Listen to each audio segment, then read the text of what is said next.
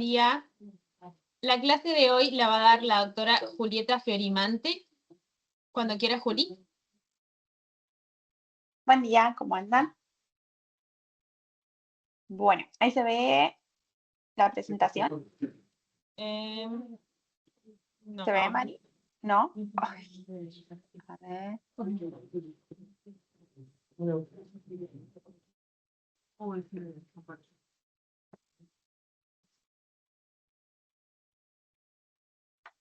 ¿Ahora se ve, Mari, la presentación? No. A ver. Ahora sí. ¿Sí? Ay, ahí se veía. Ahí se ve. ¿Se ve? Perfecto.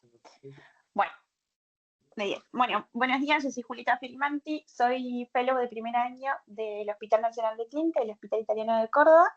El tema que vamos a hablar hoy es enfermedad avanzada en cáncer endometrio, ¿sí? Primero, para hablar de este tema, vamos a empezar a definir qué es la enfermedad avanzada en cáncer endometrio. Vamos a ver que las guías definen qué enfermedad avanzada en cáncer endometrio es a partir del estadio 3 y 4 filo. Pero bueno, cuando hablamos de estadio 3 y 4 no son lo mismo. Un estadio 3 es una enfermedad que se extiende fuera del útero pero que permanece dentro de la pelvis o compromisos ganglionares. Al hablar de estadio 3A, compromiso de ovarios trompa, compromiso de serosa, un 3B, compromiso de vagina y parametrio, metástasis peritoneales, y un 3C ya hay un compromiso de los ganglios, que no es lo mismo que un estadio 4, donde ya hay una enfermedad más allá de la pelvis, tanto una invasión de la mucosa vesical o intestinal, como metástasis peritoneal, extrapelviana o metástasis extransí, ¿sí? Pero estos dos grupos están incluidos dentro de la definición de cáncer endometrio avanzado según las guías. Bien. Cuando vamos a las guías y vemos cómo es el tratamiento de cáncer endometrio avanzado según las guías, vamos a ver que las guías lo que primero plantean es la posibilidad de hacer una cirugía en estas pacientes, ¿sí? Entonces, el primer tratamiento que ellos dicen es hacer el mayor esfuerzo quirúrgico, tanto una anexioesterectomía como una citorreducción, ¿sí? Entonces, vamos a ver que en base a qué deciden si se hace una cirugía o no, al volumen tumoral, a la distribución anatómica de ese tumor, a su clasificación molecular, al performance estatus de la paciente y buscando siempre el objetivo de una citorreducción completa. Para esto se necesita una valoración multidisciplinaria. Entonces, podemos dividir a las pacientes en estadio avanzado en dos. Se le puede realizar una cirugía, es posible realizar una cirugía, y en las que no se le puede realizar una cirugía. En aquellas que se le pueda realizar una cirugía, vamos a ver que están las pacientes con enfermedad confinadas a la pelvis, que luego se realizará una quimioterapia radioterapia, o las que tienen metástasis a distancia, que luego se realizará la quimioterapia o inmunoterapia correspondiente. Aquellas personas a las cuales no podríamos realizar una cirugía por el resfriado o porque alguno de estos no nos ayuda, vamos a ver que están las localmente avanzadas, las que luego le vamos a realizar una radioterapia y terapia sistémica según corresponda, y las que tengan metástasis a distancias, que depende de su perfil molecular, terminaremos realizando una quimioterapia o inmunoterapia, con la posibilidad de que después que termine este tratamiento, reevaluar la cirugía, digamos, ¿sí? Entonces, lo que dicen las guías es, le dan mucho hincapié de hacer el mayor esfuerzo posible para hacer una cirugía en cáncer endometrio avanzado, ¿sí? El objetivo siempre de la cirugía en cáncer endometrio avanzado va a ser una citorreducción completa, un R0, ¿sí? Las guías citan mucho este trabajo, que es un trabajo que es viejo, del 2000, donde valoraba a las pacientes con cáncer endometrio estadios avanzados, un 4B, que se le habían realizado citorreducción completa. Este es retrospectivo de 65 pacientes, pero se valoraron a las pacientes que realizaron cirugía óptima versus la subóptima. ¿Qué quiere decir? La óptima era aquellas pacientes que el residuo tumoral era menor a 1 centímetro, menor o igual a 1 centímetro, y la subóptima eran las que tenían residuo tumoral mayor a 1 centímetro, ¿sí? ¿Qué vieron? Que la sobrevida de las pacientes que tenían una cirugía óptima era mucho mayor a aquellas que tenían una cirugía subóptima, ¿sí? Incluso, como es estadio 4, estas pacientes se realizaron cirugías teniendo un compromiso pulmonar, o sea que el esfuerzo era el mayor posible. Otros trabajos también citados en las guías es el AMPUR, que también compara la cirugía óptima versus la subóptima en pacientes con estadios avanzados, pero acá incluye también pacientes de estadio 3 y estadio 4, que es la definición. Entonces, vamos a ver que estos trabajos nos ayudan a ver que la cirugía óptima, o sea, realizar una cirugía tiene un gran beneficio para la paciente, pero son trabajos de hace mucho tiempo, del 2000, con poquitas pacientes, son retrospectivos, son pre-clasificación molecular, pre-inmunoterapia. Pero lo que podemos ver es que la resección macroscópica completa es el principal determinante pronóstico en una enfermedad avanzada, que es lo que se basa en las guías. Cuando hablemos de cirugía en cáncer de endometrio, no podríamos dejar de hablar de valoración ganglionaria, ¿sí? Vimos que las clases pasadas valoraron estos trabajos que son los más importantes de la valoración o la importancia del cáncer del ganglio centinela en cáncer de endometrio estadio temprano. Que dicen las guías de la linfarectomía o ganglio centinela en cáncer de endometrio avanzado? Que la linfarectomía sistémica no se recomienda, únicamente se debe resecar los ganglios que son linfáticos sospechosos como parte del procedimiento de la citorreducción, pero que no hay un beneficio a hacer una ganglio centinela o una linfarectomía en sí en un estadio avanzado. Con respecto a la neoadyuvancia, este es un trabajo de Philip, es un trabajo también retrospectivo, no randomizado, de poquitas pacientes, 33 pacientes, que tomaron dos grupos. Estos pacientes que no se le pudo realizar cirugías por irresecabilidad a nivel quirúrgico o por comorbilidades de las pacientes, y que se le hizo neoadyuvancia con carboplatino, paclitaxel, y después se le hizo cirugía a estas pacientes. Entonces, compararon las pacientes que se le había hecho una cirugía post-neoadyuvancia versus las que no se le había hecho una cirugía, en la línea verde las que no se había hecho cirugía, la sobrevida libre de progresión y la sobrevida global, ¿sí? Que tuvieron beneficio de aquellas que pudieron realizarse una cirugía posterior comparada con las que no pudieron realizarse una cirugía. Pero incluso el mismo trabajo concluye, y lo que las guías terminan diciendo es que se puede hacer la neoadyuvancia, pero siempre va a ser más importante que el objetivo sea la cirugía. Entonces, la neoadyuvancia para pacientes con enfermedad irresecable o no, candidatas a una cirugía primaria, con el objetivo de lograr siempre una citorreducción diferida. O sea, la importancia de que siempre que podamos hacer una cirugía y dar el mayor esfuerzo quirúrgico. Al hablar de adyuvancia, dos flores nada más de los trabajos, el Porter 3 y el GOG 258, vamos a tener que el Porter 3 es un trabajo en fase 3, prospectivo randomizado, que he valorado 660 pacientes, donde se incluyeron a pacientes de alto riesgo, estadios 2, estadio 1 y 2, de alto riesgo y estadio 3, ¿sí? ¿Qué valoraban? Las pacientes se realizaban radioterapia versus radioterapia concomitante con cisplatino, carboplatino y paclitaxel, ¿sí? Entonces, vamos a ver que estas pacientes tuvieron una mejor sobrevida libre de progresión y global con quimioterapia y radioterapia que las de radioterapia, ¿sí? Y el GOG 258, este sí valora pacientes de estadios avanzados, estadio 3 y 4, donde compara la quimioterapia versus la radioterapia concomitante con cisplatino y carboplatino y paclitaxel. Acá lo que no hay tanta diferencia entre la sobrevida libre de progresión y global entre ambos grupos, lo que sí es una diferencia en la recurrencia en la recaída a nivel pelviana, tanto en la cúpula vaginal como en los ganglios pelvianos con la radioterapia, ¿sí? Entonces, estos trabajos nos permiten valorar que el tratamiento de ayudante en enfermedad avanzada siempre va a ser una quimioterapia, carboplatino y paclitaxel para tener este control sistémico de la enfermedad avanzada, y una radioterapia para tener control a nivel local. Lo que se puede valorar es que la radioterapia sea individualizada según el compromiso ganglionar, según los márgenes quirúrgicos, la invasión linfovascular, si la paciente presenta sangrado vaginal, dolor pélvico y compromiso de la vejiga, ¿sí? Pero en esto se basa el tratamiento adyuvante en pacientes de enfermedad avanzada.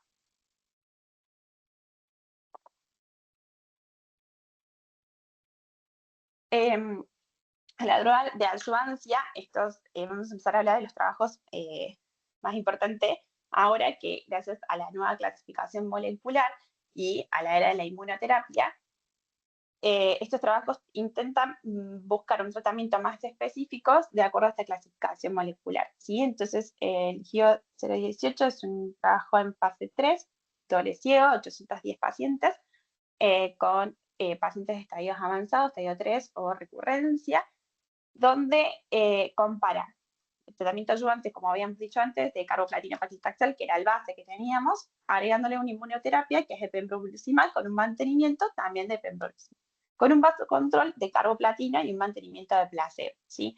Entonces, las pacientes las dividimos en dos, en MMR deficientes y las proficientes, que sabíamos que iban a responder, y vamos a ver que las pacientes que tenían inmunoterapia respondían mucho mejor que las que no tenían inmunoterapia o la de placebo, ¿sí? Con una sobrevida libre de progresión de un 69% con pembrolizumab en los pacientes MMR deficientes, ¿sí?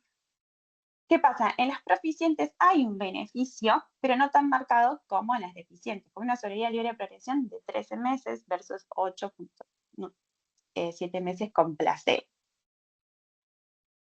Otro de los trabajos importantes es el ASTET, que es un trabajo de fase 3, doble ciego, de 549 pacientes, calcentómetro avanzado, estadios 3 y 4, de recurrencia, que es que también tenemos que hace el tratamiento de carboplatina, paclitaxel por 6 ciclos, y se le agrega el atezolizumab por 21 días y un mantenimiento de atezolizumab, ¿sí? Al igual que el otro, compara con un vasocontrol con placebo, ¿sí?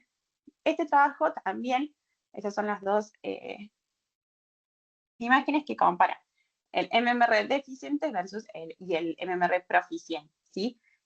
¿Qué se le suma a este trabajo? Que compara la respuesta en las pacientes asiáticas y las no asiáticas, ¿sí? Vamos a ver que sí hay un beneficio de las pacientes agregándole la inmunoterapia en el deficiente comparado con el proficiente, con el placebo, perdón, y en el deficiente hay un beneficio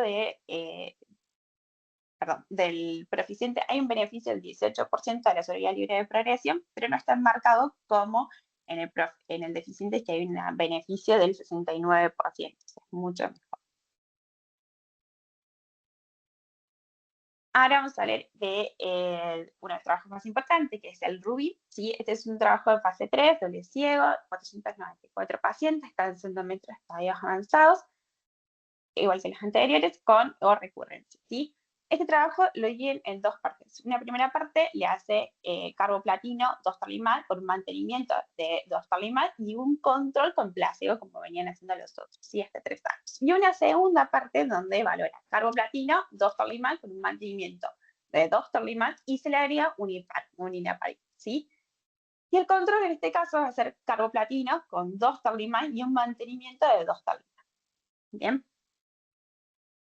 En este trabajo, los resultados más importantes es que compara también las pacientes MMR deficientes con dostarlimab versus la placebo, y vamos a tener que la sobrevida libre de progresión a los 24 meses es de 77.8% versus un 46% del placebo, y a las 36 meses tiene una sobrevida libre de progresión de 73.1% versus 39.2%. En cambio, en el MMR proficiente hay un beneficio, pero no tan marcado como el deficiente, 51% versus 38.7% a los 24 meses, y a los 36 meses una sobrevida de 42 versus 31.2%, ¿sí? Esto solamente con el dostarlimab, que era la primera parte.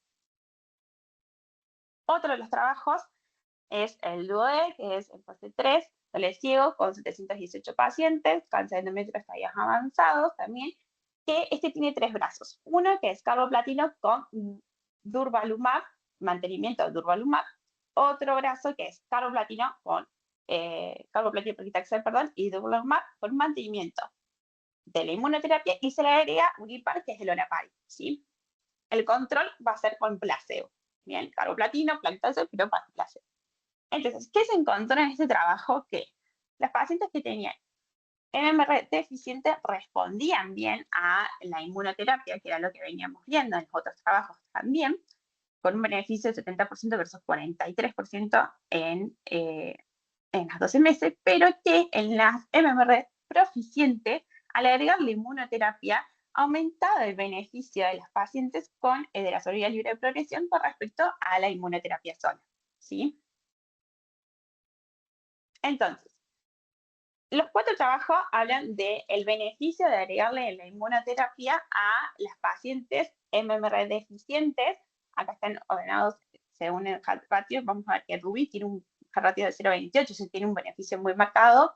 El Geo 0,18 también tiene una buena respuesta, y los otros también, tanto en la sobrevida libre de progresión como en la sobrevida global, ¿sí?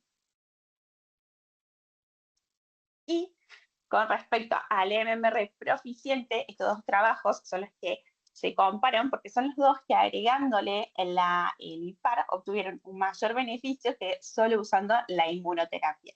En Ruiz le agrega el niraparib con un Hat ratio de 0,63 y el DUE le agrega el oraparib con un Hat ratio de 0,57. Es un buen beneficio en la sobrevida libre de progresión, ¿sí? Comparado con lo que venía haciendo el tratamiento con inmunoterapia solamente en pacientes MMR proficientes.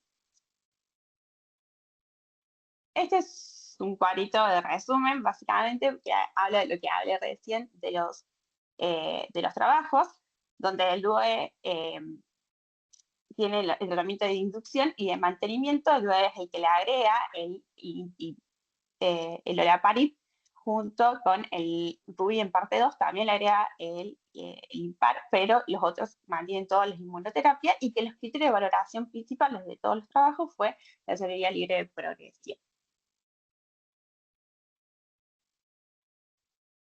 Entonces, para resumir, el cáncer endometrio avanzado puede abordarse desde una estrategia multidisciplinaria, donde la cirugía, la citorreducción completa, sigue siendo el principal determinante pronóstico posible. O sea, en todas las guías es donde habla de hacer el mayor esfuerzo quirúrgico. Incluso ESGO dice que se puede hacer un mayor esfuerzo quirúrgico en pacientes como tratamiento paliativo, aquellos pacientes donde tengan mucho dolor o sangre abundante. La quimioterapia carboplatino y paclitaxel es la base de tratamiento sistémico en cáncer endometrio avanzado, pero gracias a los ensayos que hablamos recién, demuestra que la inmunoterapia mejora significativamente la supervivencia libre de progresión y también supervivencia global en algunos casos, pero dependiendo de este perfil molecular. O sea, los MMR deficientes tienen un beneficio más marcado con la inmunoterapia, los proficientes no están marcados, pero vamos a ver que agregándole un IPAR sí empieza a tener un beneficio. Y el P53, que sería el peor pronóstico, continúa siendo un trabajo en un grupo de necesidad de nuevas estrategias terapéuticas, ¿sí? La clasificación molecular es el pilar, o sea, lo más importante para tomar las decisiones terapéuticas, y esto va permitiendo avanzar a un tratamiento cada vez más específico en cáncer endometrio. Gracias.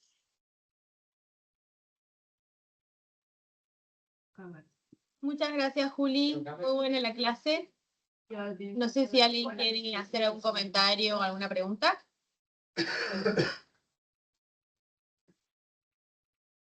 Anímense. Hola. ¿Quién está, Sí. profesor? Ahí está. Ahora, Gonza, ¿quién habla primero? ¿El más viejo? Dale, ahora. Sí, el más viejo es el Hora. Es el Hora, así que dale nomás. Justo dejando al chico Nicole entrando las... No, buena clase, claro. Y sí, nunca olvidar que lo más importante es la cirugía, y dentro de la cirugía, la citorreducción completa. Y bueno, estamos encontrando cambios y un futuro en los nuevos tratamientos.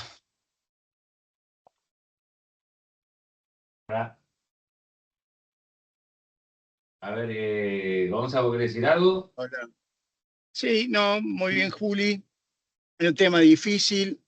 La recomendación para todos los fellows que han escuchado las últimas 3 o 4 clases que tienen que ver con el manejo de acuerdo a selección muy finita de los pacientes, la recomendación es leer bien para quién está indicado cada una de las terapéuticas y saber diferenciar cuando yo voy a tomar una decisión, si lo que tengo ante mí es un estadio inicial de riesgo intermedio o riesgo alto, o un estadio avanzado. Son dos cosas totalmente distintas, ¿eh? Si uno quisiera aplicar, por ejemplo, el porte 4A a un estadio avanzado, sería un error, porque son pacientes estudiadas en estadios tempranos con características moleculares distintivas de riesgo intermedio o de riesgo alto, ¿sí? Lo más importante es tratar de ubicarse qué paciente tengo al frente para tomar decisiones. Un poco como dijo Juli, como dijo Horacio, la neoadyuvancia en endometrio no es una opción de movida cuando parece que está bastante diseminada. La intención siempre tiene que tratar de ser la citorreducción completa con el máximo esfuerzo quirúrgico, porque no solamente no se modifica la sobrevida, sino que la mayoría de las veces no hace la cirugía más fácil como lo hace en el ovario, ¿sí? Bueno, y básicamente eso, entender qué tenemos al frente para decir qué voy a extrapolar de los resultados. Y por otro lado, los trending topics de hoy en todos los congresos son claramente los easy checkpoint, ¿no? Uno tiene que tener en la cabeza más o menos ordenado y pensar que no sobrepasan el 10% del total de los cánceres de endometrio. El 10% tiene MMR mutado, ¿sí? Y ustedes ven que las respuestas en los MMR proficientes de los easy checkpoint son marginales en realidad por el esfuerzo económico que hay que hacer, por las reacciones adversas y demás. Por lo tanto, siempre centrarse en qué puedo llegar a encontrar, teniendo en cuenta que el 90% va a ser un manejo clásico, ¿sí? Básicamente como mirada global.